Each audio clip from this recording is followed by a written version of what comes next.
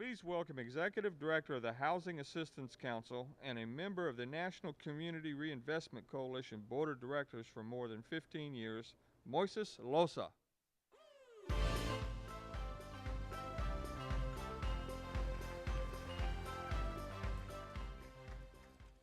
Good afternoon, everyone. Welcome, and thank you for joining us at the 2015 NCRC Annual Conference, Creating a Just Economy. We're so pleased that all of you could join us. For those of you who are posting to social media during the conference, don't forget to use and follow the hashtag #JustEconomy. We're going to get started, so if you would please settle in. It is my pleasure, my job this afternoon, to introduce Robert Dickerson Jr., who is going to introduce our honored guest and keynote speaker today. Bob Dickerson is the Executive Officer of Foundation Capital, Executive Director of the Birmingham Business Resource Center, and Chair of NRC's Board of Directors. In the fall of 2013, he received recognition as Executive of the Year from the Birmingham Business Alliance. Please welcome Bob Dickerson.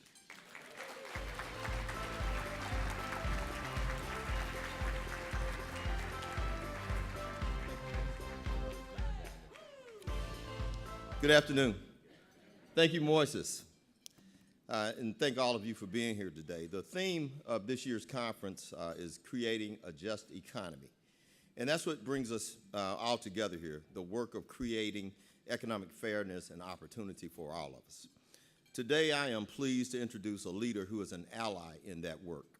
Administrator Maria Contreras-Sweet became a member of President Obama's cabinet last April when she was sworn in as the 24th leader of the SBA. The administrator has been a passionate voice for America's entrepreneurs because she understands their challenges. She started 3 businesses of her own in Los Angeles, including the first Hispanic-owned commercial bank in California in 2 generations. She was the first Latina to ever hold a cabinet office in California, serving as the state secretary for transportation, housing, and business. Prior to that, she was a vice president at Westinghouse and an equity partner at 7-Up RC Bottling Company. The administrator began her career in public service with a Senate appointment to the Federal Glass Ceiling Commission, where she recommended new strategies to create opportunities for women to ascend in executive positions in corporate America. In her time at SBA, she's been an innovator in her work to broaden access to capital to historically underserved and underutilized populations. So, ladies and gentlemen, let's give a warm NCRC welcome to the SBA Administrator, Maria Contreras-Sweet.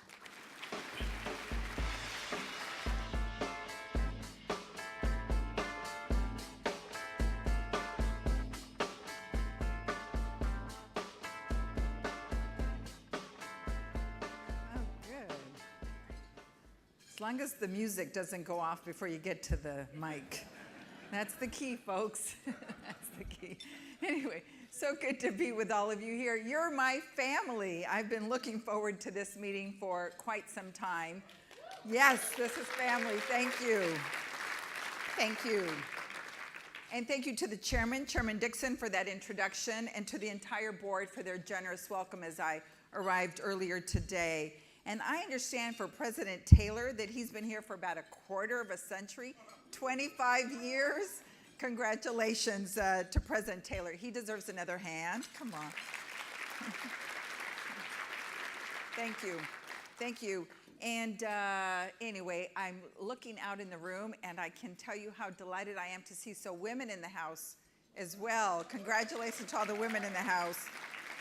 Is our DC Women's Business Center here still? Yes. Okay, good. I knew I saw her earlier. Anyway, congratulations to you and to your founder. Nice to see both of you. I'm particularly pleased to see that I know that you all understood how hard I've been working to help women along. You mentioned in my introduction, I had served, I've got a very unusual call some time back.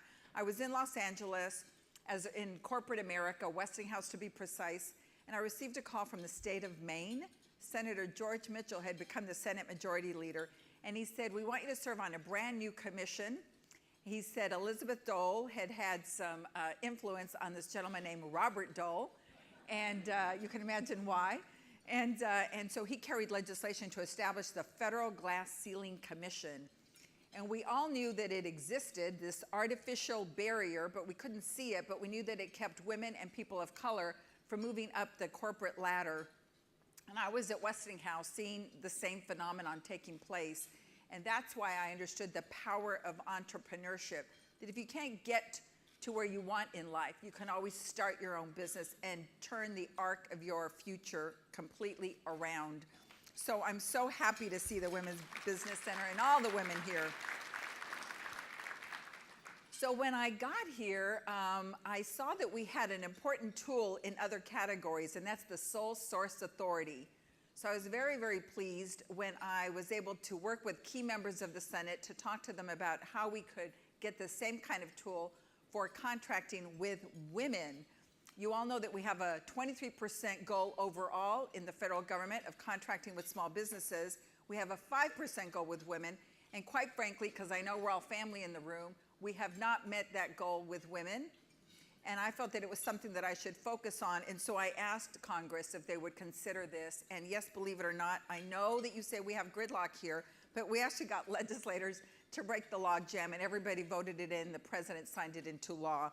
So now our contractors across the country have a new tool, and that is sole source authority for women. Congratulations, and thank you to all of you. The truth is, it wasn't my calls or my visits. I know that it was the power of all of you in the room wishing us the same and putting and weighing in on the same issue. So thank you so much for all of that. It gives us, I think, another tool, and so we are dog determined. So to the extent that we have so many women here who are disciples of change, I hope that you'll not only help us push for that goal, but I also have personal goals around other areas, and that is, I don't understand, you know, I visit Silicon Valley and we have clusters, communities across the country, and they're all doing a terrific job, but I'm still not seeing as many women there in terms of innovation, in terms of disruption, in terms of what we do at SBIR, the Small Business and Innovation and Research Program. And so I hope that you'll look at that. I view it as America's, the world's, I should say, largest seed fund. It is early stage seed fund money. It's one of the few times that the government actually grants you to create jobs, some capital. And so for women in the room, if you could also help us drive a push on that to get the word out, we want to see more women disrupting. Recently, I went to visit a growth accelerator in La Jolla, California. And it was a growth accelerator that was called My Startup XX, XX, for the female chromosome. And what she said, this beautiful, wonderful, powerful scientist there, she said that one night she went out with another fellow scientist, and they went out to go see a movie called The Social Network. And you know, it's broadly based on Facebook. And or I don't know, it's pretty close actually. But anyway, the point is that she said that she enjoyed the movie, except that she lamented that there weren't enough women in the movie actually disrupting and innovating. So she went back and decided to start up a new growth accelerator for women. And now she has young girls coding. And it's really exciting to see what these young ladies are producing and what they're inventing for us all. So we thought that was such a good idea that for March, this month, we challenged women across the country to disrupt, to hack, to think of the things that they could invent. If we could invent things for ourselves, what would those be? And so we challenged women across the country. We thought we might get 5 or 6 competitions going across the country. We have 100 competitions taking place this month. Very exciting. So we're going to have our own version of Shark Tank very soon in DC during National Small Business Week, and so our finalists are going to be there and present, and so I hope that soon enough we'll have another cohort of female entrepreneurs. And then lastly, let me just say, another place where there's a dearth of women, and we need to address this, and that is in our SBICs, the Small Business and Investment Companies.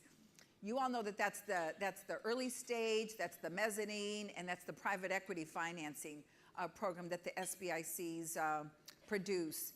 And it's the same kind of deal. If a woman raises, or anybody, a person, anybody that gets licensed under this program, you raise, say, $50 million for your fund, your private equity fund, we put up a government debenture, a bond program, so that you can get $100 additional million.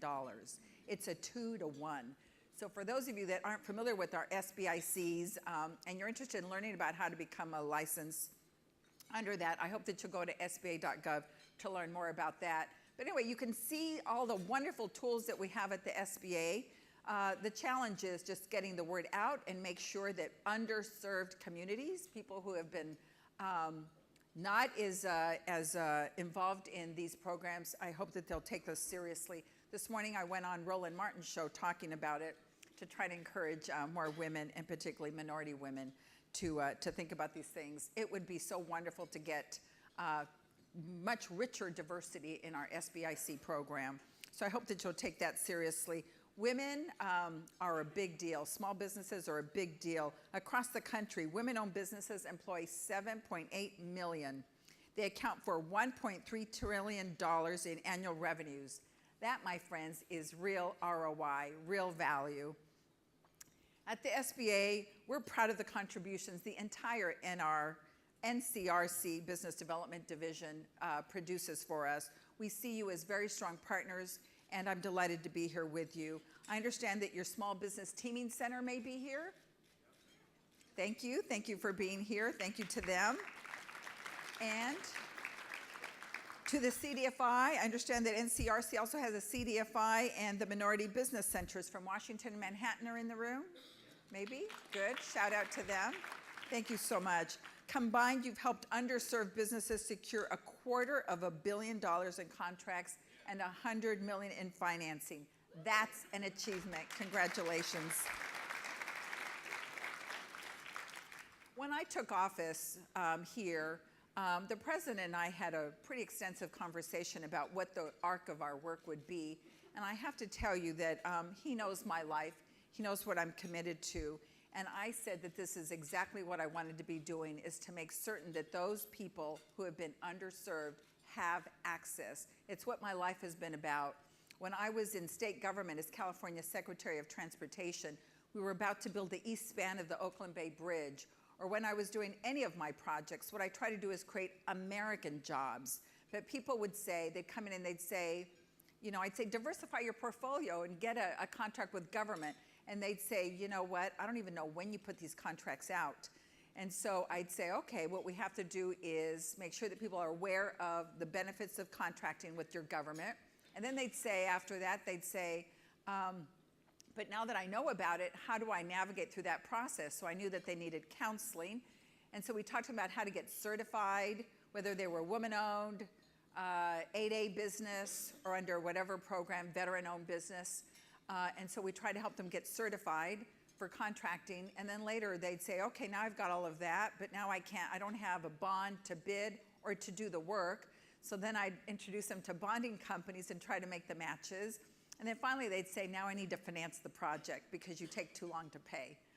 And so that's true. And so we put in a program that we call Prompt Pay in California to get people paid within 40 days of the filing of their invoice. And then, thank you. But then fortunately in California, it's not anymore. In this last term, Governor Brown changed it, but the Secretary of Transportation was also over banking. And so I called the banks in about how we could make matches around access to capital. Well, so you can well imagine, so you know that I left state service and thought I could go into consulting, I could go into land use and become a developer. You know, what are the things that I could do? And I thought the most important thing that I could do is to build a financial institution that provide counseling and help people navigate through contracting opportunities. So I started one of the very first women-owned financial institutions, community deposit institution, in Los Angeles, and I felt that small businesses were the promise of America, so I named it Primerica. Very creative, I know. Very creative. It's okay, I'm divested, you can laugh. It doesn't matter anymore. But the point is that when the president called, he said, you know, what you were doing for the bank and prior to that in state government is exactly what the SBA does. It's an important tool, and I hope that you will partake and help us get the word out. Because if anything, I think that our biggest challenge of all is a branding one. I think not enough people know about all the products and programs and services that we offer through you. And so, so to the extent that we can help you brand and unbrand ourselves along the way, I think it'll go a long way in servicing our populations. I had another experience that also that I'm drawing from, and that is that maybe some of you remember Rebuild Los Angeles, where we had the 1992 Los Angeles riots. And we went out and we asked corporations. Peter Ubroth called me and asked me to serve on the board with him. And I served, and I have to tell you that when we went out to the communities and thought about the land use and how we thought about elegant density and connectivity and all the things that the community wanted, we thought we were so sage in finding the needs and the addressing those issues in the community. But I thought, you know, my grandmother always said, we have 2 ears and 1 mouth for a reason. And that is that we're supposed to listen twice as much as we talk. And so I asked our committee, our board, to go out and hold committee roundtables. And the community said, you know, all the things that you're describing are very, very vital and important to us. But the really important and immediate thing that we need right now to get to those interviews for those jobs that you're creating is we need laundromats. And so what we learned is that we always think that we have the answers, and sometimes we don't. And it is important to listen and to connect with communities, authentic communities, to understand what their voice is and what they want us to amplify. And so that was an important lesson for me. And that is why I spend a lot of time out in the field holding roundtables with many of your colleagues and counterparts. So that's the work. Recent events in Ferguson and New York remind us that the struggle for civil rights in America is a movement. It's not a destination. We know that today, even as our economy is adding back jobs at a record pace, 60 months of consecutive job growth, small businesses today employ half of the private workforce and are creating 2 out of 3 net new jobs. So when we're sitting at Cabinet and Secretary Tom Perez, Secretary of Labor, says, Mr. President, this is the job growth, I get to say, but it's coming from small businesses.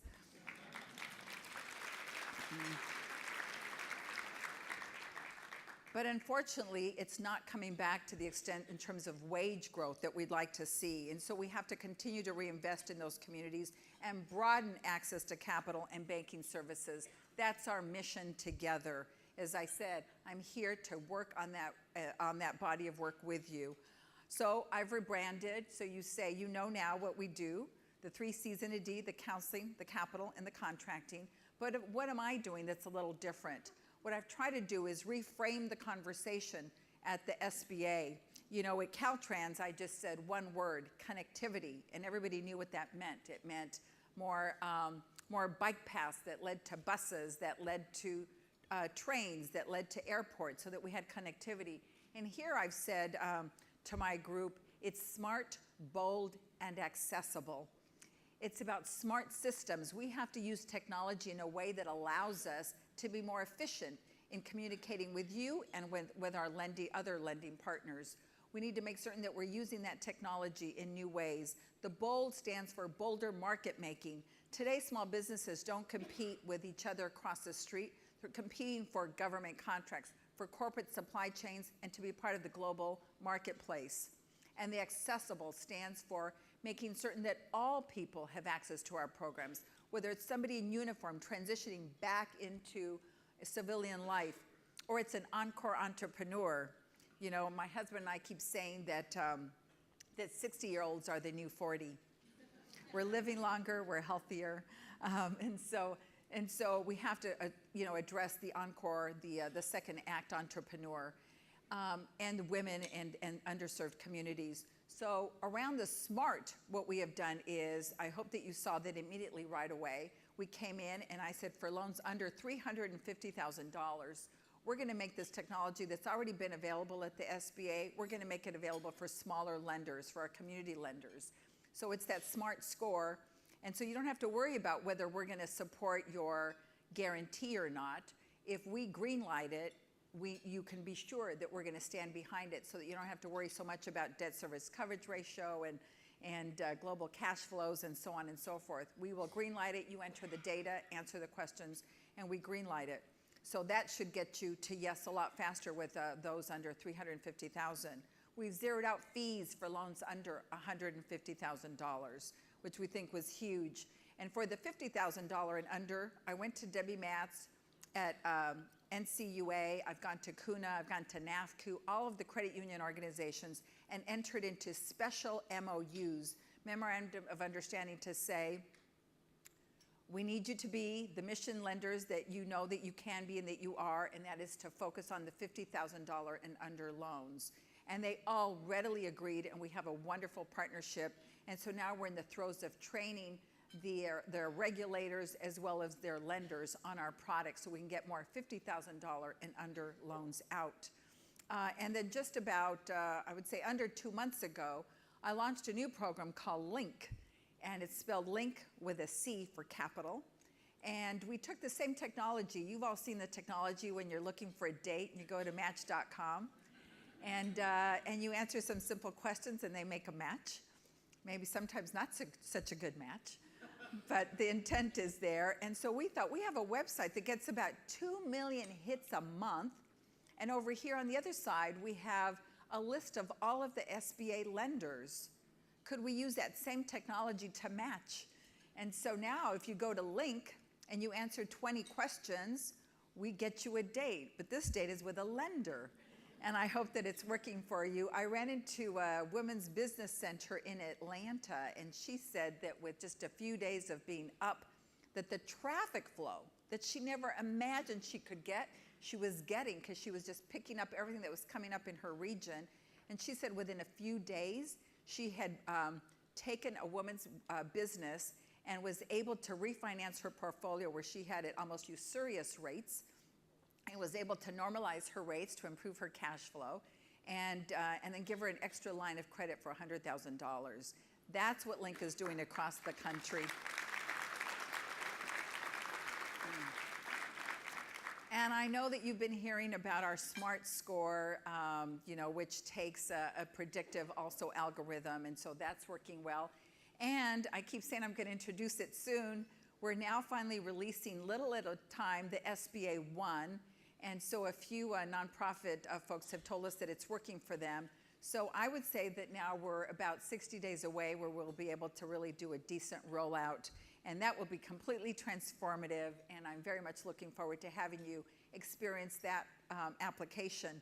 At Cabinet, we have, the president does something that's really special. And so he does one-on-ones now. You know, we have the cabinet meeting, but then he'll bring in each cabinet office so that he can really focus and understand what's going on at the agency. And so he was really heartened by this technology, and so I was really happy to see that he's standing with us on this, and we're looking forward to launching that. But those are the SMART initiatives that we're deploying. On the BOLD, I just returned a couple of nights ago from Milan. We had the first ever in history, we had the first convening of my counterparts around the world. We had 150 countries show up. It was really fantastic.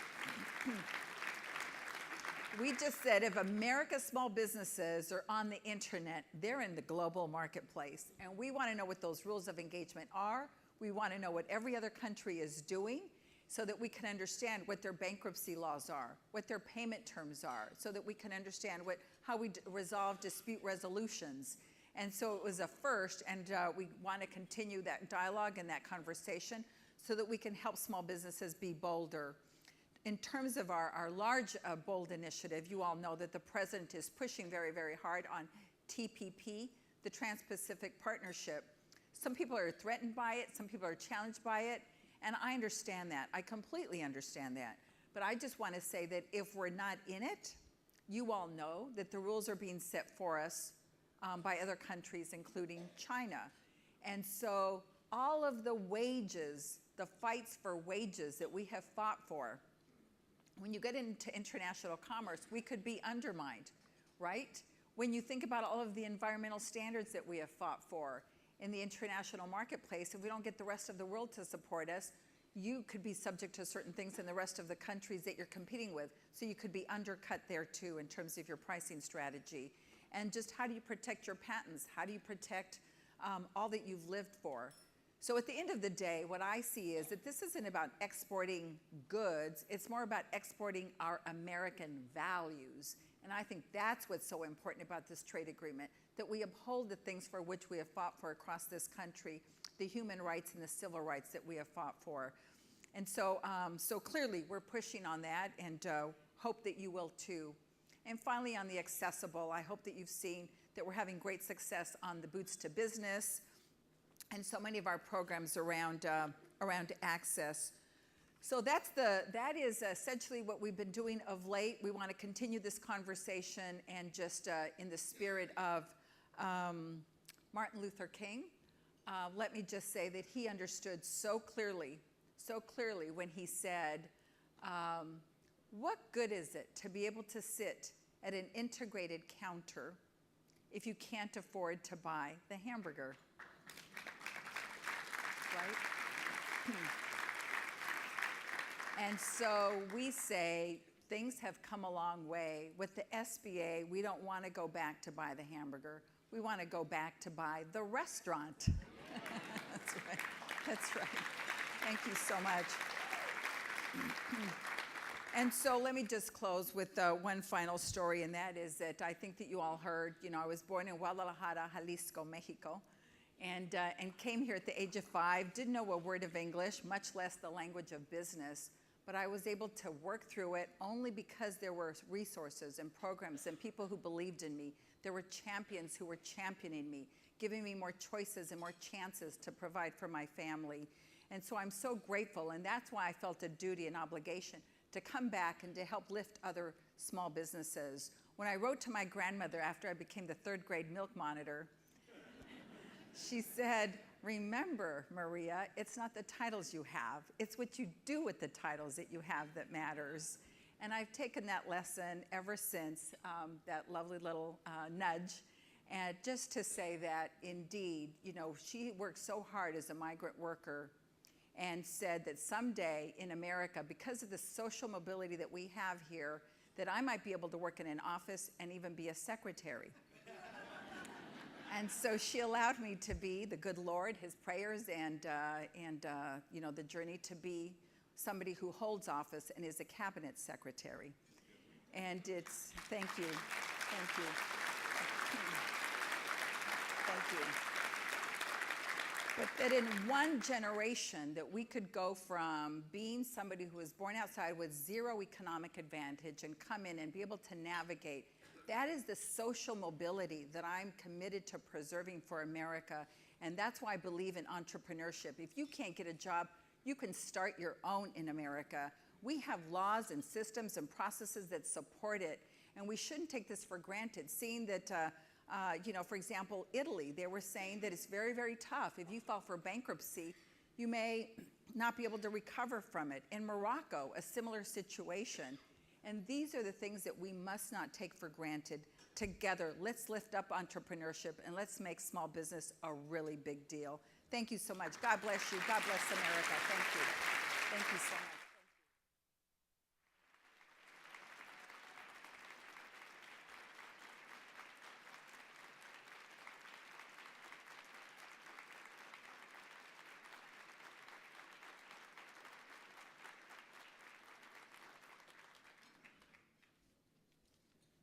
What a great address. Let's give her another round of applause, please.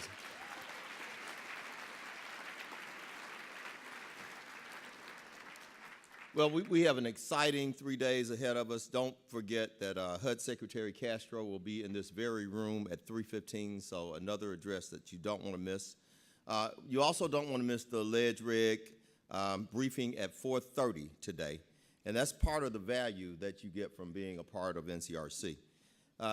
Also be reminded, if you need any help from one of the NCRC staff members, they have the white ribbons on their name tag. So if you need help, you need information, see somebody with a white ribbon, they can help you. And they're always going to be at the registration desk. And we also want to thank Local 25, Local 99, and Local 51, the unions at the hotel. Enjoy your afternoon.